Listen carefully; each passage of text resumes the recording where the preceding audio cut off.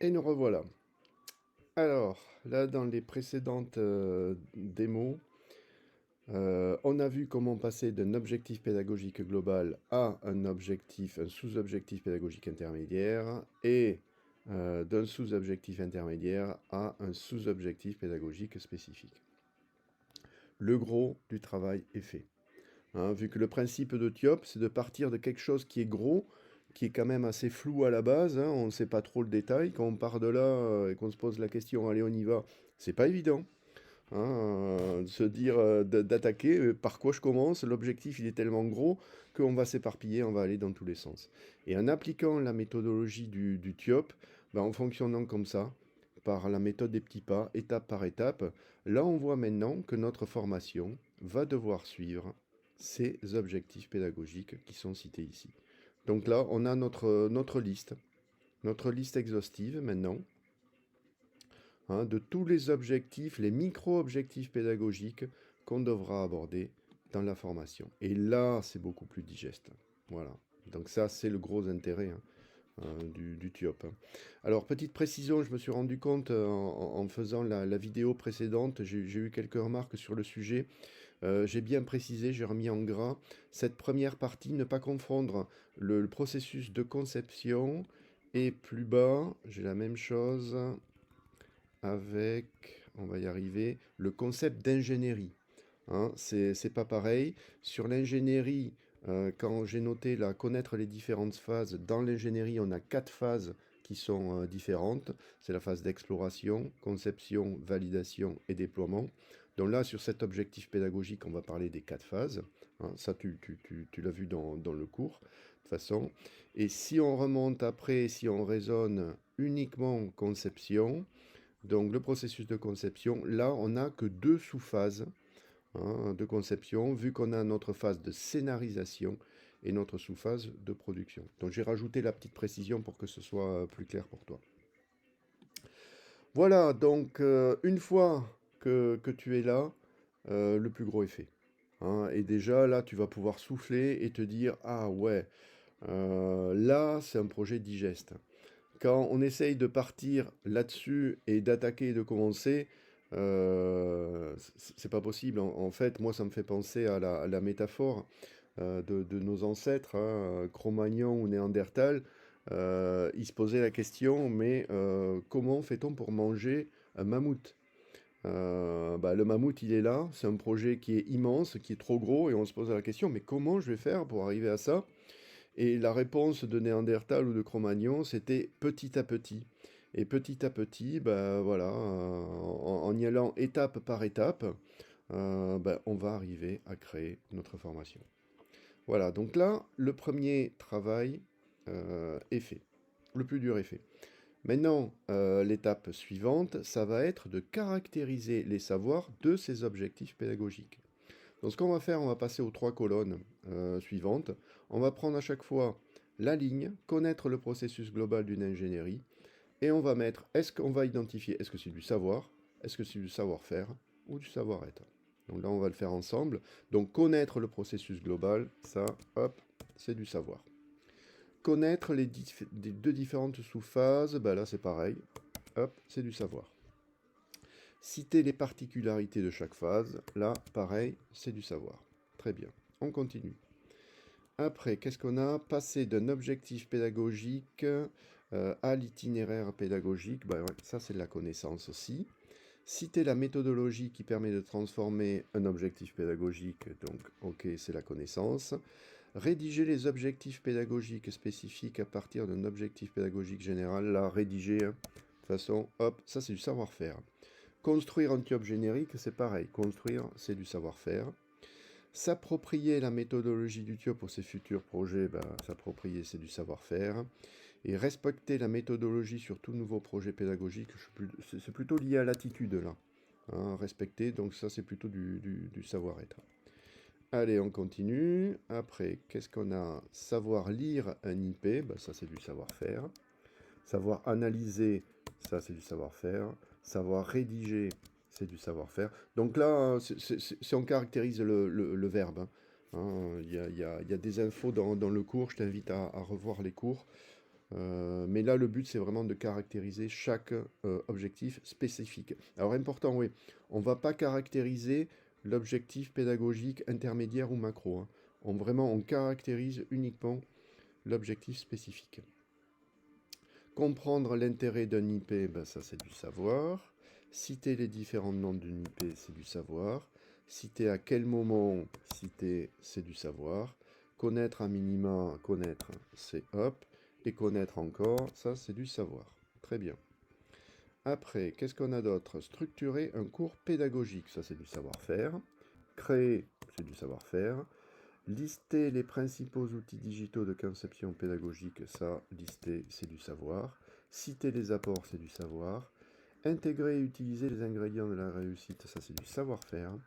Savoir susciter les émotions qui favorisent l'apprentissage, alors là, c'est plutôt de l'attitude, hein, c'est plutôt du comportemental. Et savoir transmettre, partager avec efficacité, on est aussi sur du savoir-être. On continue. Après, connaître le processus global d'une ingénierie de formation, ça c'est du savoir. Connaître, c'est du savoir. Citer, c'est du savoir. Voilà. Donc là, hop, on a caractérisé nos savoirs. Et là, il nous reste une seule étape à réaliser. C'est la dernière. Ça va être de prioriser. Donc c'est cette dernière colonne qui est là. Et pareil, on va s'attacher à nos objectifs uniquement spécifiques. Et là, je t'ai mis un petit code, hein. Quand on met rien, c'est quelque chose à savoir. Quand on va mettre une croix, on va dire que ça, c'est quelque chose d'important. Et là, on va dire, avec deux croix, on dit que c'est très important. Alors, on va le faire et après, je vais t'expliquer pourquoi. Là, ce qu'on va mettre, connaître le processus global, moi, je considère que ça, c'est important. Donc, on va le noter. Le suivant, c'est connaître les deux différentes sous-phases. Si, pour bien comprendre et arriver à notre objectif, ça c'est pareil. Ça c'est important à savoir. Et le dernier, citer les particularités de chaque phase. Bon, ça c'est à savoir, mais je dirais il y a pas d'importance particulière. Après, qu'est-ce qu'on a? Passer d'un objectif pédagogique à l'itinéraire pédagogique. Bah, là c'est essentiel, hein. Quand on ne connaît pas, ça c'est connaître la méthodologie du TIOP qui permet d'y arriver, donc ça c'est vraiment important, hein. Citer la méthodologie du TIOP qui permet de transformer un objectif pédagogique, ça c'est hyper important. Hop. Après, rédiger les objectifs pédagogiques spécifiques à partir d'un objectif pédagogique général, ça c'est pareil, hein, je vais mettre deux croix, c'est très important. Construire un TIOP générique, bah voilà, hein, ça fait partie des objectifs majeurs de la formation, donc je vais considérer que c'est important. S'approprier la méthodo, bah oui, ça aussi, ça c'est par contre c'est important. Respecter la méthodologie, on va dire que pareil, ça c'est important. Savoir lire un IP, bah, c'est à savoir, ok. On ne veut pas mettre d'importance. Je ne vais pas le prioriser, celui-là. Savoir analyser, si, on va voir que pour nous, c'est important. Analyser, savoir rédiger, bah, ça c'est essentiel par rapport à l'activité. Donc là, je mets très important. Comprendre l'intérêt de l'IP, bah, si, ça c'est important. Hop. Citer les différents noms d'un IP, c'est important, parce que si on ne sait pas ça, on peut passer à côté de beaucoup de choses. Vu qu'il y a différents noms, c'est vraiment important de connaître ça. Citer à quel moment de l'ingénierie de formation rédiger un IP, ben ça c'est capital, hein. On ne fait pas ça n'importe quand, il y a un endroit vraiment précis dans l'ingénierie de formation. Les outils, bon bah là, ouais, bon, il faut le savoir, rien de particulier. Les utilisateurs d'un IP, il faut le savoir, mais il n'y a rien de particulier. Structurer le cours, bah oui, ça c'est très important. Hop, je caractérise, etc. etc. hein. Je vais aller un peu plus vite, mais en gros, tu as compris qu'il faut caractériser aussi tous nos micro-objectifs. Une fois qu'ils sont rédigés, on va les caractériser. Alors, maintenant, je vais expliquer le plus important. Pourquoi caractériser?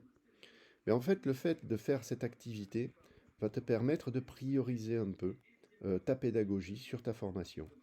Sur les sujets où il n'y aura pas d'importance, on va dire par exemple ici, savoir lire un IP, ben, on va transmettre l'info, il faut transmettre l'info, il faut répondre à cet objectif pédagogique, mais on va peut-être pas y revenir 15 000 fois.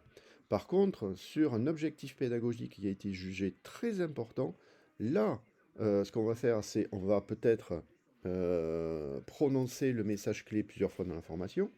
On va faire des synthèses. À chaque fois qu'on fait une synthèse de chapitre, il y aura, on va répéter le message fort. En même temps aussi, quand c'est du savoir-faire, ben, on pourra réaliser des exercices ou des quiz, etc. Donc en gros, quand on sait qu'on a identifié des choses importantes, c'est qu'il faudra mettre en face de chacun de ces objectifs pédagogiques plusieurs moyens vraiment de consolider et de valider notre itinéraire, notre objectif pédagogique. Donc des répétitions, des exercices, des quiz, du questionnement, etc., etc. Et voilà, et mine de rien, on est arrivé à la fin de notre TIOP. Donc ça prend un peu de temps. Je dois dire qu'au début, réaliser un TIOP, ça prend du temps. Généralement, comme je l'explique dans le cours, réaliser cet exercice, ça se fait à deux, hein. Il y a le spécialiste, le pédagogue, toi, mais il y a aussi le spécialiste de la thématique de ta formation.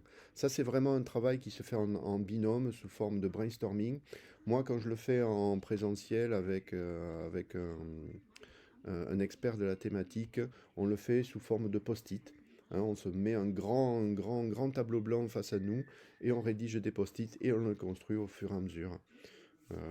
Ça prend un peu de temps, mais honnêtement, tu arrives quand même, hein, à passer, hein, je le rappelle, l'intérêt il est là, on passe d'un objectif qui nous paraît irréalisable, comment je vais faire, hein, comment je vais faire pour répondre à ça, à vraiment quelque chose de vraiment digeste, hein, grâce à ces objectifs pédagogiques, hein. Et après, le fait d'identifier les savoirs, j'en ai parlé dans le cours, et d'identifier la hiérarchisation à la priorité, je viens d'en parler. Une fois que tu es là, ton cours, il devient faisable. On sent que là, on commence à s'approcher, en fait, du résultat final. Allez, je te dis à bientôt pour une autre vidéo.